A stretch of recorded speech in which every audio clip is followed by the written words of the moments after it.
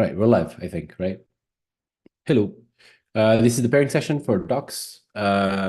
We had to cut it short for some reasons. So what we'll do here is just a quick overview and then come up with tasks to then basically do the tasks asynchronously. And yeah. So, okay, I have the docs, just moving things around so I can keep one screen with it all. Resume sharing. Okay. Cool. So what we'll do now is just do a little quick overview of the sections, and then we'll come up with action points to execute later, and we'll go from there. Sounds good? Cool. Thanks. Good. Right. So as we were just talking before we started recording, here we should definitely update the non-goals with something, or remove the section, I guess. Right. Comparative goals, I think this is pretty much fair and mature. At least we haven't had problems with that recently. So the proposal section, Thomas was just saying that proposal section is a final section. So it's a permanent section of the blueprints, where we kind of like usually summarize. I think this was the one, which was the one? Like, for example, this one on observability, it just had a little sort of a summary on a little diagram, like overseeing the whole architecture that we're proposing. So that's what we're probably going to do. And then we can go into design and implementation details of everything. So let's go and check the accessibility. So proposal, I'm thinking accessibility. accessibility should probably be in implementation details, right? Yeah, I agree. So Apart from that, I think the content is pretty mature, so we should just not touch it, just move, right? Yeah. Okay. I think so. Implementation details, workspace and artifacts. Oh, okay, so this is a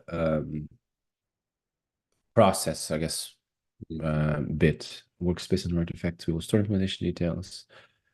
Should we have a little section there for? Is it also design and implementation details? This section. This is more Some like of it can be, yeah, because it's. I mean, there's stuff like we're gonna use this new, the new Diffs new project to like work and store stuff in that project. We can expand that to talk about code also if we want to do that. But I feel like this doesn't really qualify for implementation detail. This is more like a little section here down below the priority of goals. The outside the motivation, we can probably have a section for like what Just call what it is process. Yeah, processes. Yeah, process could be. So add section after motivation. No, let me just be clear between motivation and proposal. Process, move, workspace and artifacts. There. Okay. In terms of the content, I think it's still pretty fair. Google Docs sort of, it's kind of like the part of definition. W3C has a section for definitions, doesn't it? Just see real quick. Oh gosh. Sure. Common infrastructure, semantic structure, the elements. Okay, so it goes directly to that. There was sort of like they usually had a section of, I can't remember exactly what it was called, but it was kind of like defining things. Can't exactly. Oh, it's sort of like the introduction, I guess. Okay, so doesn't really apply here for us. Okay, I'm happy with that. That's fine. And then we move to the definitions, right? Should definitions be a part of process or just its own section in design implementation? I think that's ability. I think I would promote this to top level though, after proposal or something. Because we want proposal to be very like first thing, right, on the page. Yeah. So maybe we could put a section like, I think definitions. I think this is pretty huge.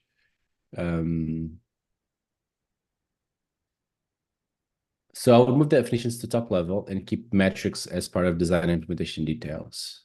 What do you think? That works. Stas? Sounds good?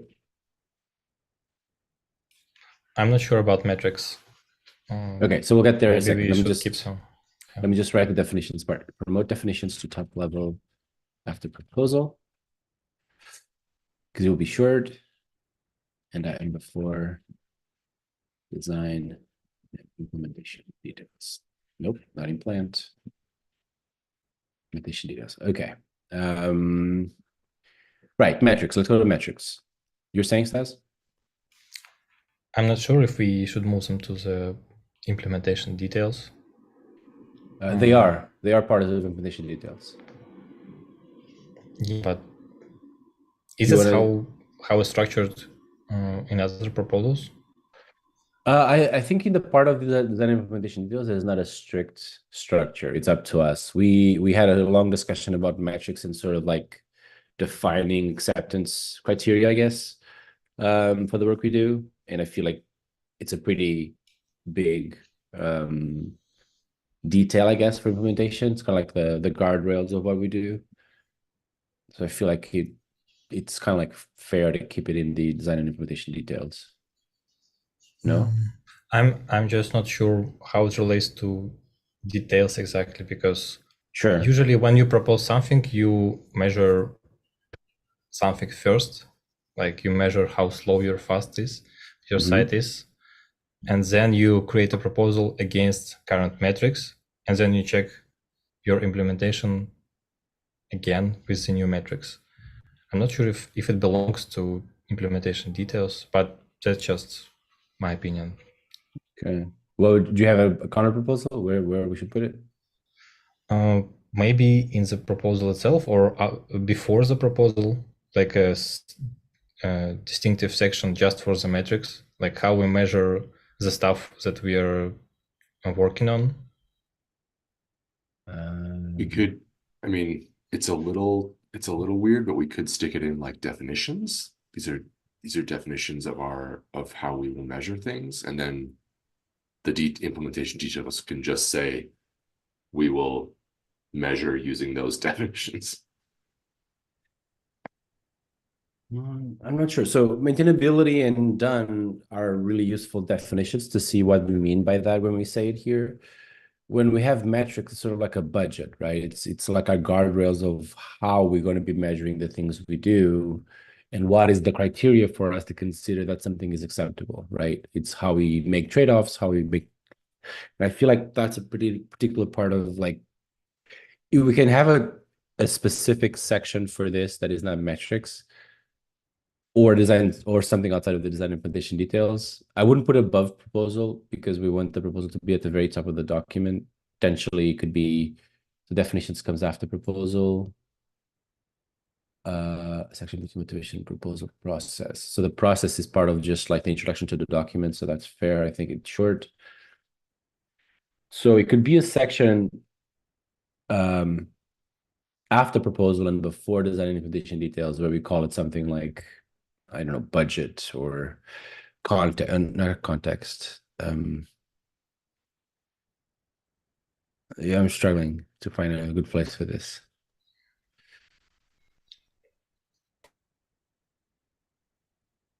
Okay.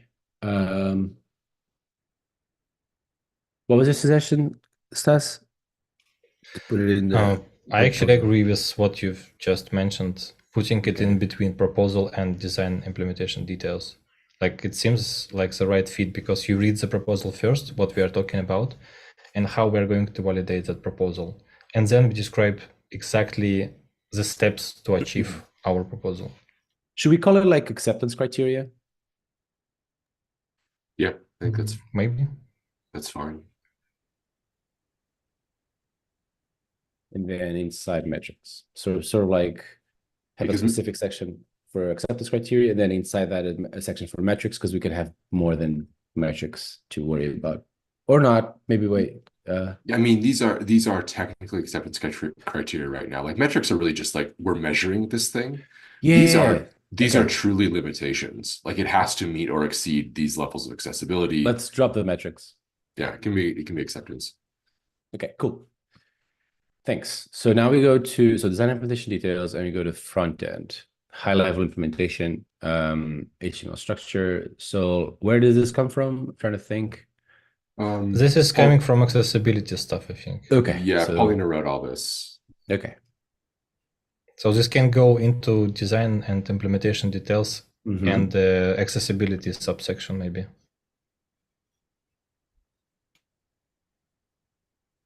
Section. Accessibility. Let me actually spell it out. Accessibility. Move the front end children to. So essentially, all that we have for now in the front end is accessibility stuff, right? Visual indicators and all that stuff. So I guess everything we move to accessibility, which frees the title front end for the front end architecture. I also have one comment for the metrics. I think we miss one of the key criteria there, which is time to first div visible. I think we didn't specifically mention that stuff, and all the work we've done before that, we were actually measuring only this metric. Okay. So I think it's important to mention. I agree. Objections, Thomas? No, I don't have any objections to that. Okay. All of our acceptance criteria need to make sure that we're not causing negative downstream effects later. But I think time to first diff should be okay. I think so too. It's pretty critical for everything we're trying to do. So okay. So I think everything looks great. It's important that each visual should have a screen reader text denoting the meaning and indicator when needed. Okay, got it. Some of the visual indicators that require alternatives are plus, red is added and removed. Got it. This is a good. Anyway, alternative solution. This is the part that would these are temporary proposals, and we want to move them up to the design and implementation detail. So let's go through each one of them. There's actually, this is actually confusing structure. Alternative solutions is a part of the main blueprint document. And that's where you document other things you considered or other ways to do what you're proposing. Proposed changes is the section that I added that is not in it. And so all the rest is proposed changes to the above document. I don't even know if I suppose we should probably document alternative solutions. I don't know what. I'll do it at the end. Things that we don't do. I can list them. Maybe we can list what we've tried so far. We've tried server-side rendering in the past to render the whole thing at once. Maybe we can list it. Right. I guess virtual scrolling is a thing that we've tried. Yeah. I suppose. Also. That's your thing. Okay. I think that's fair enough to kind of give a because again, it's not the focus, but it will be sort of people coming up with suggestions. Hey, why didn't you do this? They'll have that covered. All right, we'll have that section. So not if empty, remove list what we tried. Okay, got it. Then we go to proposed changes. That's the section you added, right? Yep. Yeah. Okay. So front-end design A, this draft proposal suggests one potential front-end architecture we may not be chosen. It is not necessarily mutually exclusive to other. All right, got it. So this is ideally defined. So I think this complements Stas' stuff because it's pretty much focused on just the JavaScript, front-end part of the application, not the streaming side. So yeah, so I feel like so this is what me and you were talking about this, Thomas, in the last one-on-one.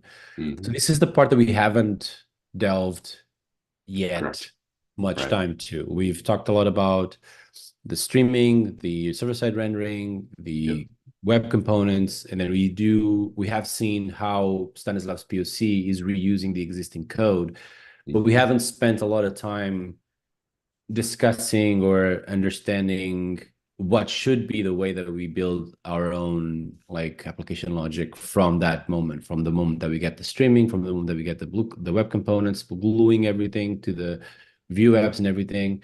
Is there anything that we should change in the way that we do things? So my suggestion is to not do anything here until we have a discussion in the call about that. And again, it's not opposing to anything that Stanislav has shown yet. It could be so because, for example, some of the things, even if we don't use everything, there's a couple of things that I would like us to discuss and entertain, like client-side storage, might be useful for us to make it even more robust than we have already. And I would propose to like skip this section for now until we have a deeper discussion on the call. What do you say? So I would say high level implementation, we could maybe skip until we have a discussion. I would say the front end section just above with the numbered list, that's pretty solid. I mean, we could tweak it, but it's just like, hey, we should treat the front end as these things. Ideally, we meet our definition of done and our codability metrics on our first try. We also need to continue to stay within those boundaries as we move forward. To ensure this, we need to design an application architecture that is scalable, malleable, and flexible. Okay. Some of those are synonyms, I guess, but I can take it. Yeah. Considers itself a mission-critical part of the overall GitLab product, correct? Treats itself as a complex, unique application with concerns that cannot be addressed as side effects of other parts of the product. As a unique application with concerns that cannot be addressed as side effects.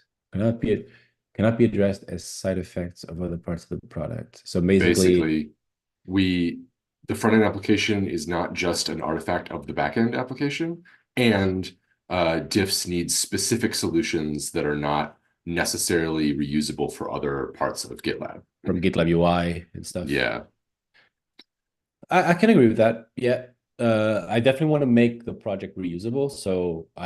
But you're right in that we cannot address it as just wait for GitLab UI to build it for us or something. Is that what you're targeting? Yeah, here? Roughly. This is basically just saying like, this is a complex and like complete application. It's not just like, we can't just plug and play a lot of stuff. So got it. The next one can handle data access. And Stanislav, if you disagree with anything, interject.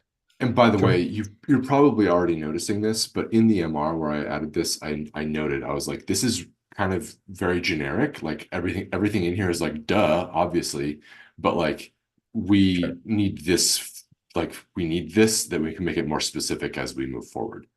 Then you can handle data access format changes without making UI changes. So I guess this is like sort of like a separation between the data and the UI, make it like flexible, enough that they don't break. Yep. That sounds like a good principle. Same thing in inverse. Can handle UI change without making data set. So okay, that's fair. It doesn't mean that we don't have some of this to a certain level today. It just means that we should definitely keep that in our minds. Provides a hookable, inspectable API and avoids code coupling. Oh, I love that. What you have something in mind? Yeah, I think this could be applied to web component stuff because I think we'll be providing an API for others to consume it, like injecting code quality stuff into web components. That's my example too. Yeah, like this was attached to Gutter or something would be a method. Then you'd be able to attach an icon or something to the Gutter. Yeah, this was pretty. Like we have a lot of issues where our data flow is just like, okay, go change the function to add something or update the way that the flow happens, but we really need a hookable like API for that stuff. Okay, and then the last one separates state and application data. Okay, application behavior and UI. Explain this a little bit better so we're clear. So application behavior is what our application can do. Can we render diffs? Can we add comments? Those kinds of things. Those are separate from the UI that we choose to do that. So okay, so we can render a UI based on the behaviors of our application. Got it. But they're not the same thing. No, so for me, what this tells me is like application behavior is the diff persisted or not, but the UI shouldn't be affected by that at all, which is an example. Yes. Data access and network access. So we can access data without having to incur innate network access. I feel like that's nice pretty much. Yeah, I would agree. This is pretty solid. Stanislav, any thoughts?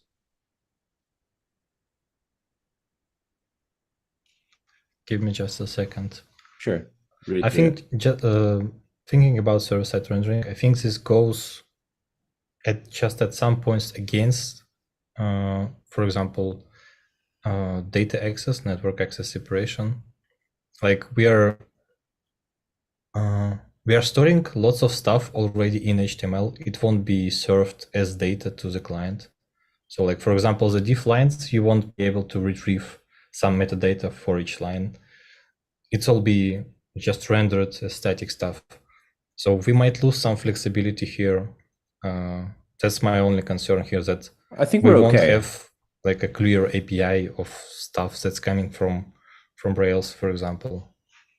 Sure, but if you think about it this way, where once we have the network coming with the rendered version of the server, you dump it on the DOM, and then the web components, whenever they need to access the data, they will access the DOM, not the network, right? So we can still scrape. So when you put things in the DOM, you can still derive some information. Like for example, the line ID or whatever we use to ID those, we're still able to access those without having to do the network. That's kind of like how I see that separate between one and the other. So they're different. Yeah, I'm just trying to say that some of the parts will be less flexible than we'd like them to be. For example, if we are used to getting data from some API with fetch requests, with this approach, we'll be getting most of the data with the diff HTML, like it will be embedded into HTML itself.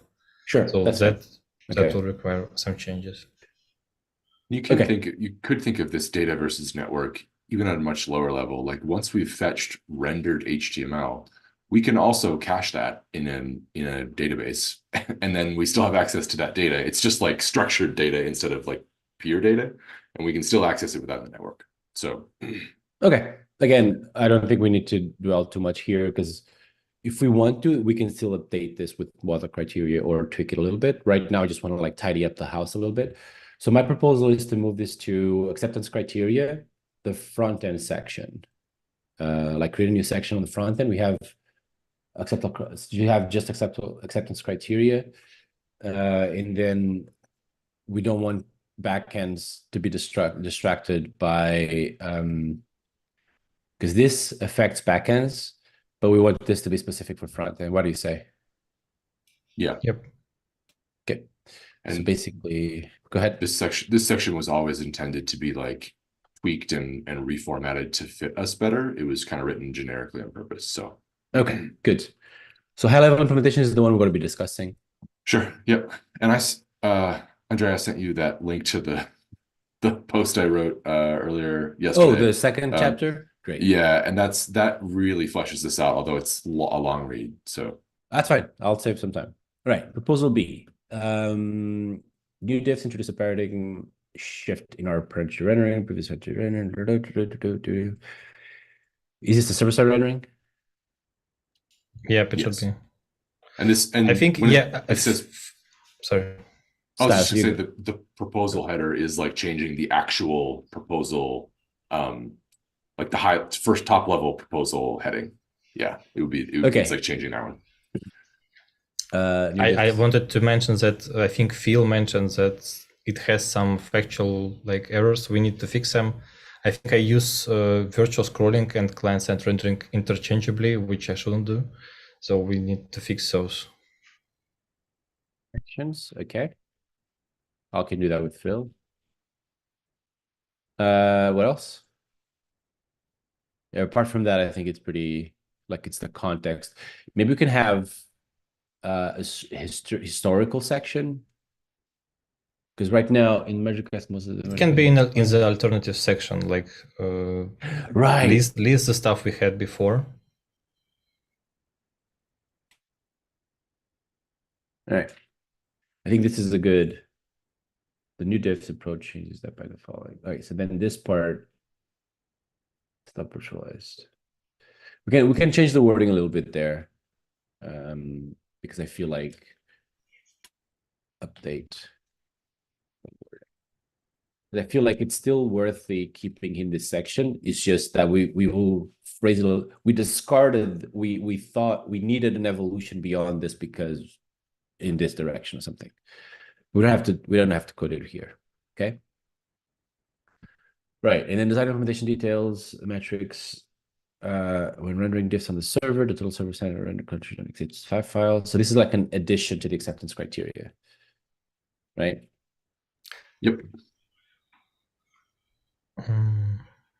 Remember, we moved the metrics to I'm kind of torn in between acceptance criteria and implementation details here, because it mentions like what exactly we should do with the diff files. True. We could maybe, I mean, are there guardrails here that we're trying to get at? Like, if we could reduce these to how much time? I mean, you already mentioned how long does it take to show the first diff? Is that enough to cover that metric 6 there?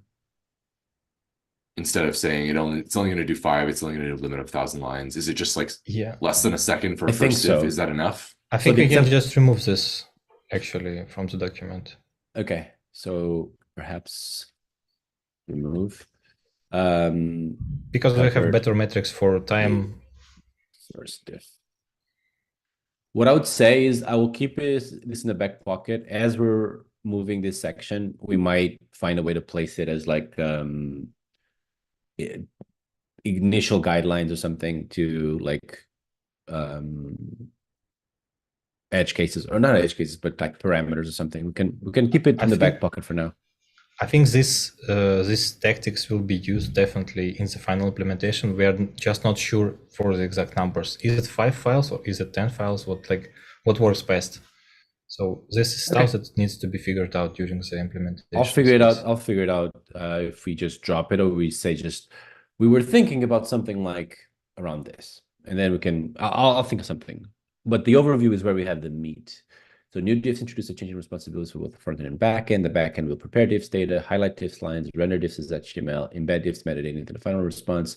The front end will enhance existing and future diffs HTML, existing and future diffs. This is like existing the ones from the server and the ones that are served in streaming, right? Yeah. We have to update this a little bit about the streaming. So update to mention streaming, right? The backend will stream the data, front end will handle the streaming and render it as we go, right? Yeah, pretty much. I think we'll just have to reword this a little bit, basically. Reword and maybe show a little graph how the requests will be like spread across full page load. Okay. Got it. Static and dynamic separation. Yep, this is very important. I think this is okay. As an example, highlighted diff line doesn't change with user input, so we should consider rendering it sort of cut performance optimizations. Oh, okay. So you're already okay. All right. I think this is pretty okay. Where should we move this to? Design and implementation details. Proposal. I feel like so. So this why looks don't like an implementation detail. But this one is a proposal, right? So what I'm thinking it's not like a high level stuff. It's mostly a low level stuff. Like which parts go where exactly. The proposal, I think itself just says like we use server-side rendering as much as we can, and then we describe which parts exactly should be on the backend side. Sure. Okay, so I think wherever this lives, so we can put it in the beginning of design and implementation details. But I feel like proposal would be sort of like a rewording of this, or just a graph that shows everything in one go. Okay, so I think we have it's static and dynamic technical implementations. Oh, sorry. What do we call it? Design and implementation details. My God, I can't type today. Design and implementation details. Okay. All right. And I think we're in a good place. I know it's not going to be the end of it, but I think we're in a good place of like being able to execute the changes and keep a nice iteration towards the end goal. Anything else we should talk about today? I'll share this in an issue, and we'll go from there. Anything else we didn't talk about? I know the Stanislav was taking the call, so Thomas, anything? I don't think so. For this iteration, we're good? Yeah, it seems like we're good. All right, let's give Stanislav a minute to see if he can finish that call. Do you want to schedule another one of these in a few hours after you've errands? No, I think what I'll do is like I think now that we've gone through this overview, we can coordinate asynchronously. And if I need help on some of these, I'll probably bring it up tomorrow later on the call. Today's Tuesday. So we have a call later today. And then I can bring up an updated plan for that. I still don't know how things are going to go given my emergency, but I'll keep you posted. Stanislav, can you give a thumbs up? Are we good to go? Oh, 2. Did I just do 2? What the hell? Yeah, does it do 1 per thumb? That's interesting. No, it's just always 2. It's doing 2. Noticed. Weird. Yeah. My thumbs up is worth 2 thumbs up. All right. You gotta go. Stanislav, if you see this and then you have something to talk, just drop it on the Slack channel. Sorry, but I have to go.